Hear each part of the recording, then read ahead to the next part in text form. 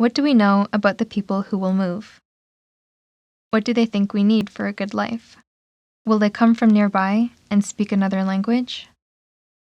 Will they come from far away and speak our language? When will we become the ones who move? What will we bring with us? How will we greet one another? In the past, what has architecture offered those who move? What could architecture offer them in the future? So my name is Yasaman Esmaili. I'm an architect. I'm from Iran, and I'm based in Iran and US. And since about 4 years ago, I have started my practice, Studio Chahar, which deals with this notion of kind of maybe working across borders and maybe questioning borders and thinking about local problems that need global solutions and vice versa.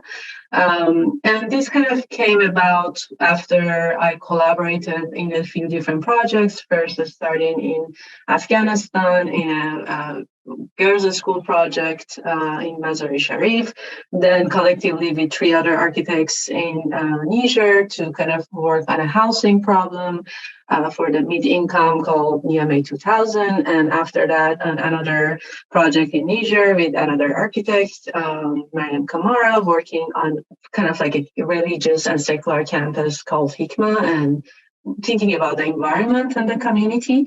But the project that I'm gonna present today is a bit different maybe from traditional notion of architecture and is really trying to put the environment at the forefront and kind of like exploring this idea of what happens if any decision that you're making has to come about thinking about the environmental consequence and putting again like all the interventions, any intervention related decision that you're taking with the environment, not overlooking any factor and maybe thinking about this idea, this notion of migration, of course, keeping in mind that ideas like community, economy, resources, and the role that they play in thinking about the environment or the environment that comes in the future, which plays a big role in how people move. These are all interrelated categories, and we can't really think of design as this marvelous process or fantastic process that's only taking one idea and glamorously presenting that idea while overlooking many other factors. And maybe thinking about the notion of radical craft or craft in history and how there is the role of community and resources, kind of the way that resources are used as craft was formed through generations. The site of the project is in southern Iran in a mangrove forest called Mangrove Forest of Hara. It's part of the mangrove belt that kind of runs around the planet. And it's very important to kind of just talk about mangroves and their importance because mangrove forests are carbon sinks and they can absorb carbon up to 4 to 50 times more than normal rainforests. So they're a very important resource in terms of climate change. They're also housed to many other species besides the mangroves, and they play big roles in flood control as well. I think it's important to kind of look at this image in terms of the pattern of formation of the mangrove forest. As you can see that they're kind of like form like these loops of trees that go around reefs or bodies of sand, and of course they float. They're kind of swamps.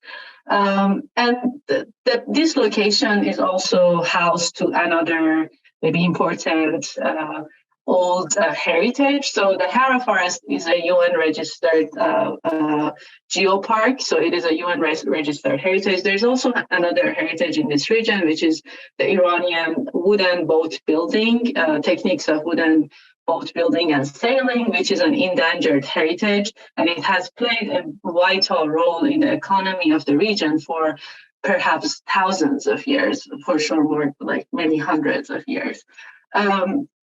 So the project has started by kind of like as the the village that we have been working with approached us asking for solutions for tourists, because they're taking a lot of tourists to a location in the reef of Sarzorzuma, and they have kind of this temporary settings for where the tourists are staying. So they were looking basically for more permanent solution.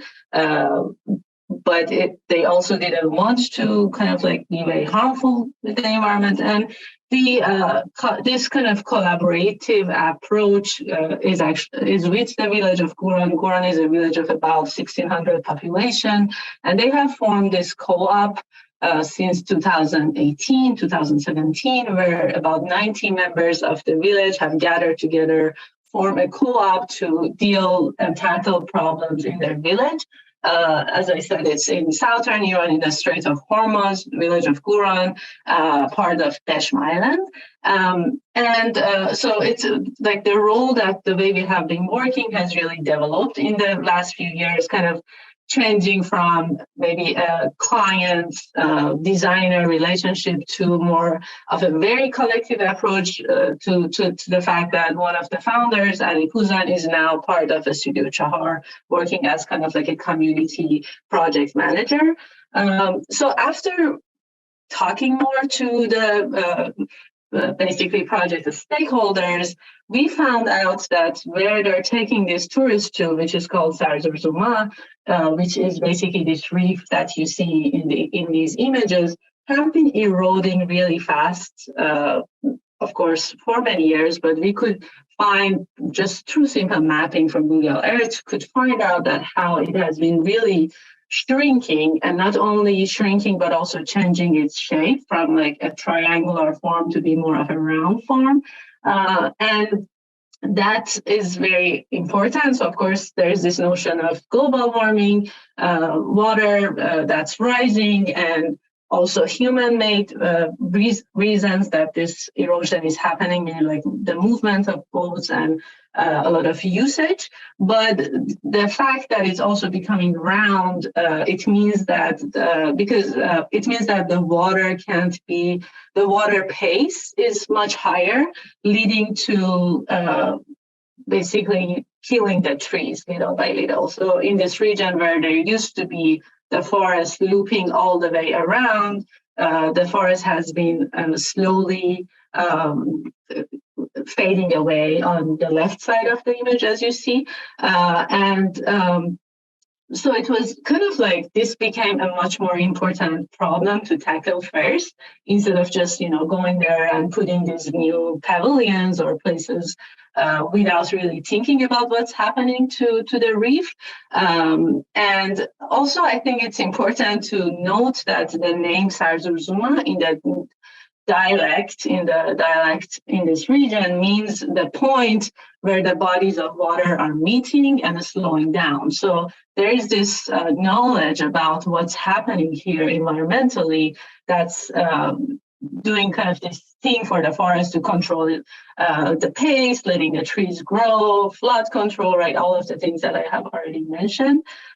So yeah, like basically that's the loop that we already saw. So this part is the part that has been slowly fading away. So thinking about the strategies with very limited resources and budget, we started by looking at common strategies around the world, something like beach fencing that has been happening in many parts of the world. However, as we did some testing and applied it, we found out that it actually needs a lot of resources. It's not as simple as we thought. So we kind of like lean more towards the simple idea of planting more mangrove trees where they need to be planted, considering the local knowledge and kind of finding out where they used to be. And I think this is interesting to just look at the section of the tree and see how the roots of the tree are playing this role of capturing the sand and keeping it in place. So as we help the trees to grow more, we can also help to get more sand in place, and vice versa, they help each other. We also worked on other ideas that come from traditional knowledge. For example, the idea of pruning used to be very common among the community. However, after the forest became actually a UN registered forest, they limited pruning because they thought that pruning is not good for the trees. But according to the local knowledge, if pruning is done right, it can actually help the trees grow more and survive. So we have been working on kind of bringing this knowledge back to the community through education. So for planting within the last 2.5 to 3 years, we have been organizing these events with the locals in the village and also kind of volunteers from other parts of the island and other parts of the country to come together and start planting the trees. At first, we had the seedlings as donations from the Department of Environment, but later on, we started to growing the seeds ourselves, working with the kids in the village. And now we have basically like each kid or each family growing some seedlings at home, and then every few months we go back and plant more trees. So far we have planted about 3,000, but that's still a very small portion of the forest that we are trying to kind of bring back. But we have kind of also, it's this idea of setting up this process as something that's about giving this identity to the village. That there is these events that are happening for the environment, bringing other people together. And since we started this actually in about 2 or 3 other villages, they also started going through the similar process, because Guran is the last village that's close to the Hara forest. There are many other villages that also have portions of Hara forest, and of course similar stories are happening there. So they also have been starting to initiate similar events of growing the seedlings and starting to planting. So it has kind of become this movement in the island.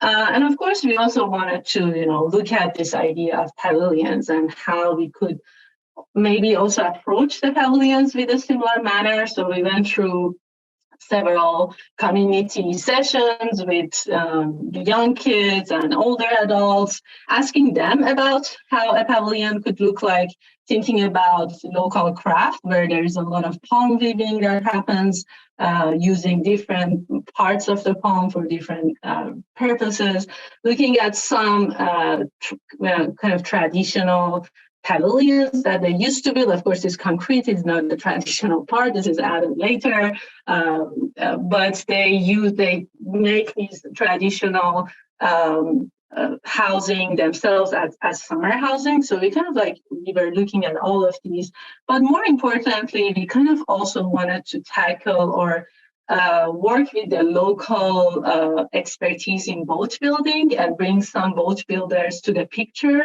by maybe focusing on their expertise and see how we can start giving some energy there as well to bring that to be part of the community process.